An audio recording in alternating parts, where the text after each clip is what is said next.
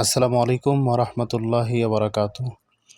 প্রিয় বন্ধুগণ, আমরা এখন চলছি আল্লাহ রসুল সাল্লাল্লাহু আলাইহি সাল্লাম তিনি যখন তায়েফে আসেন ইসলামের দাওয়াত দেওয়ার জন্য, দাওয়াত দেওয়ার সময় তায়েফের কাফেররা যখন তাকে পাথরে নিক্ষেপ করেন, তিনি রক্তাক্ত অবস্থায় এই পথ দিয়ে আসছিলেন এবং আমাদের সামনে যে রেলিটা দেখতে পাচ্ছেন, ওই রেলির ওই পাশে একটা আঙ্গুর বাগান ছিলেন। তখন তিনি আঙ্গুর বাগানে এসে বসছিলেন এবং বসে কিছু সময় রেস্ট করছিলেন, কিন্তু এখন আঙ্গুর বাগানটি ওখানে আর নেই। এখন এখানে ঢুকতে গেলে আমাদেরকে 3 রিয়াল দিতে হয়, আগে এটা ফ্রি ছিল।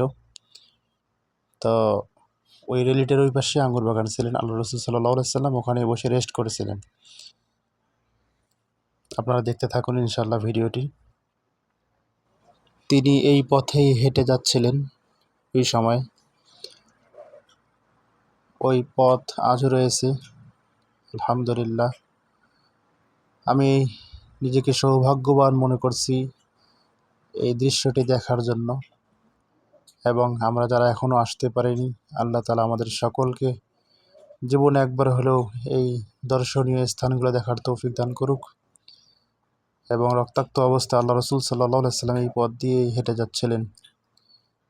আমরা দেখতে পাচ্ছি এটি আগে ছিল আঙ্গুর বাগান, কিন্তু এখন এটি আঙ্গুর বাগান আর নেই।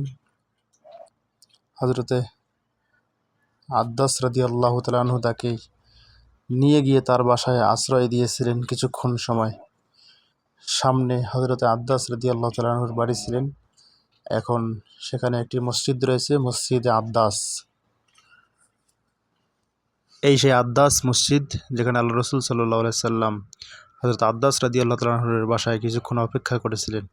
এই সেই মসজিদে আদ্দাস।